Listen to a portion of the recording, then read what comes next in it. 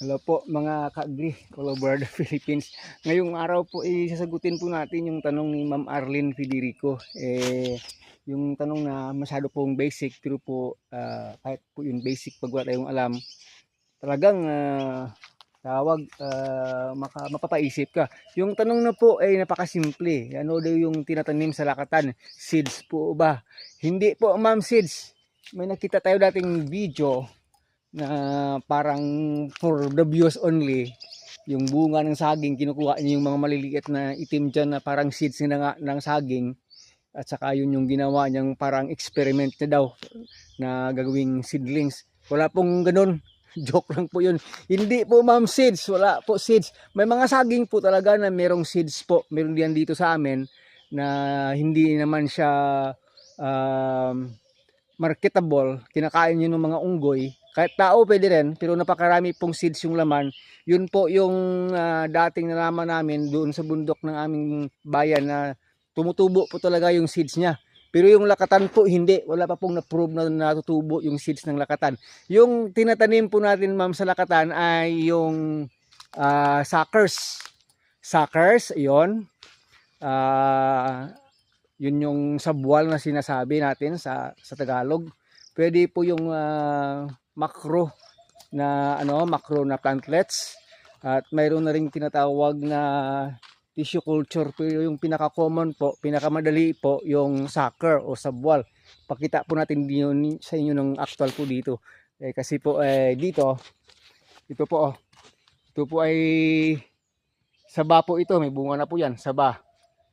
Mapasaba mo yan ulakatan po ma'am, yung tinatanim po ay yung kanyang sabwal. Ito po siya, kinukuha po ito siya. Pwedeng gamitin yung sa amin dito tinatawag na bara, maliit na spade, yung parang ganon, pala pwede rin. Kinukuha po yan dito sa puno, yan po, at yan po yung yung tinatanim. Ito po ay sucker, yan po. Mapalakatan man yan, mapalatundan, mapasaba, yun po. Pakita po natin sa inyo. Ito po, meron po tayong pala. Kahit po itong maliit, gaya po nito mamo, pwede po ito siyang matanim. Ganito. Minsan po ay nag-experiment rin tayo parang macro, gaya po nito. Ganyan po siya kaliit. Oh. Kita po ba? Ganyan po siya kaliit. Kinukuha na po natin yan ma'am, at nilalagay sa pot. Pinapating natin at doon itatanim. So ito, gaya po nito, ay kunin natin. Wala tayong videographer, pala lang. Sige po, para lang po may ipakita sa inyo na ano ba yung tinatanim sa saging. Saba man yan o lakatan, ano pa ba yung tinatanim. Ito po. Gusto ko kasing diretso yung makita, hindi yung nakat yung anong video natin. Ito po ay saba, gaya na rin po ng lakatan pwede. So ito na po yung sabwal ng saba ng lakatan, pwede din. Marami tayong lakatan doon sa kabila. Ito po yung tumutubo ay lakatan na po yan. Kasi dati may mga sabayan dito. Ito kasi hindi lang natin kinuha kasi pinapabunga lang. Pag nabunga na yan, nag-mature na yung bunga yan, kukunin yan. So ito po yun. Ganito po yung itinatanim. Ito po kasi matatawag na po itong sword leaf sucker, kasi po parang yung dahon niya sa dulo ay parang nagsuswords na. Pero pag maliit pa dito, paper sucker po yung tawag. Pero pag yung dahon lumabas na, gaya na po nito, tinatawag na po nitong maiden sucker. Hanggang dito po pwedeng i-transplant o itanim yung ating lakatan. Pero may tinatawag na rin po tayong water sucker. Hindi na natin mapakita masyado sa inyo. Explain ko na lang sa inyo, yung water sucker po, yung makikita po niyo sa mga tubo, sa mga tumutubo sa puno ng ating mga saging. Mapalakatan mo yan na mapasaba, latundan. Yung masyadong maliit yung puno, pero lumalabas na kagad yung dahon. Maliliit, parang daliri lang kalaki yung puno. Nagbubunga rin, pero hindi marami, 3, 4 lang hanggang dyan lang yung yung per hand, per puno. Pero kung gusto mo yung maganda, gaya po dito talaga, sword leaf, paper sucker or maiden sucker, Ma'am Arlene Federico.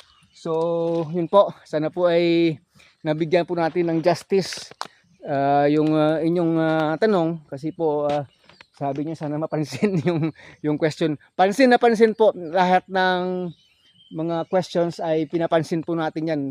Well, in fact ay nasagot na natin yung question mo sa sa tawag doon sa comment section. Pero ginawa na lang natin talaga ng ngayon ng video ngayon para po hindi po kayo tawag Marlene, hindi po kayo heartbroken kasi yung iba pag hindi talaga nabigyan ng pansin tawag alam mo na okay lang, masaya po tayo na gaya ng mga tanong ninyo, napakasimple, napaka-basic. Yung iba kasi na hindi maintindihan yung kagaya ninyo po ma'am, sasabihin yun sa inyo, ano ka, sama ng mga terms ng iba yan, sasabihin ng iba yan, wala kang alam talaga.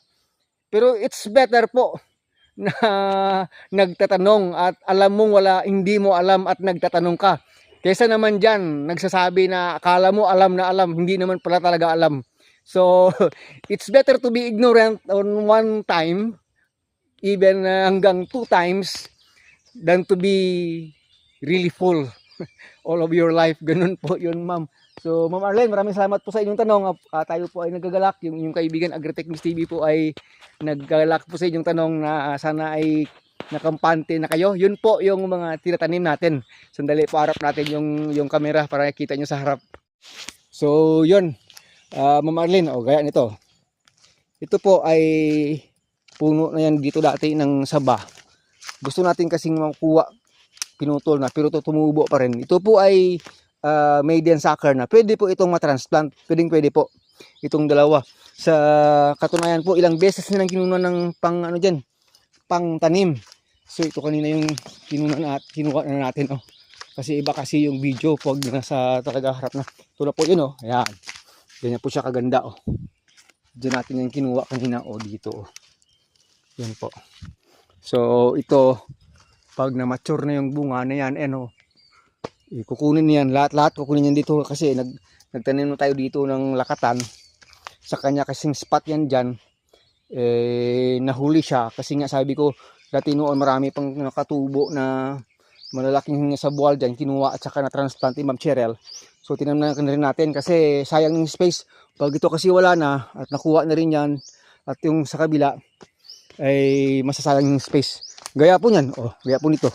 Ito po ay masasabi natin na water sucker, ang liit po. Gaya lang malaki pa nga daliri ko sa puno nyo.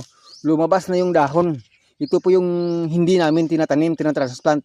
Kasi nga magbubunga man, maliit po kahit daming abono yung lalagay mo dito sa kanyang puno. Talagang ayaw lumaki ng mga bunga nito. Yung second generation na yung gumaganda. Kaya po nito, maiden. Kukunin mo na yan, i-transplant. Pwede na po talaga, Mama Arlene Federico. So, ayun, hoping we have given justice to your question, Ma'am Arlene. So, ito ay titanim ko na lang bukas kasi nga hapon na naghihintay tayo sa isang kambing natin na baka manganak. So, parang hindi na rin, baka bukas na rin manganak. So, yan, nabigyan natin ng time ng video na masagot yung inyong question. Habang nililibot ko po kayo dito sa ating pinaka last na itinanim, ito na po itsura. 3 months, maliliit pa rin kahit 3 months na kasi nung summer ito tinanim, ganyan lang yung itsura. Pero may mga 2 buwan pa mula ngayon ay bibiglain po natin tayo nito. Lalaki na po ito dire-diretso.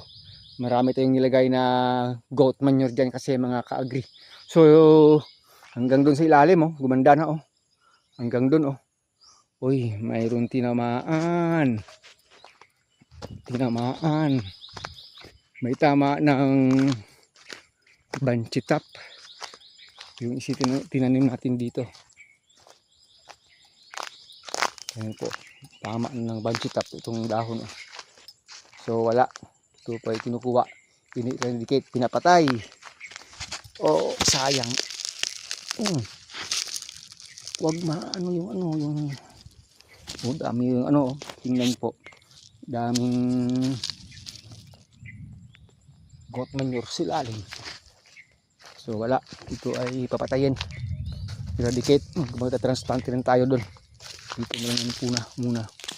Papatayin yan. Hindi na tayo makakahawak sa ibang mga saging dito kasi contaminated na. Kailangan ng maghugas ng kamay. So yun po, maraming salamat. Hanggang dito na lang muna. AgriTechnics TV, parang uulan. Hanggang sa susunod nating video. Thank you so much once again, Ma'am Arlene Federico, sa inyong tanong. Ano ba yung tinatanim natin sa lakatan? Seeds ba? Ang sagot, hindi po. Once again, sabwal, tissue culture or macro seedlings, yun po yung itinanim natin sa pagpaparami ng lakatan. Hanggang sa muli!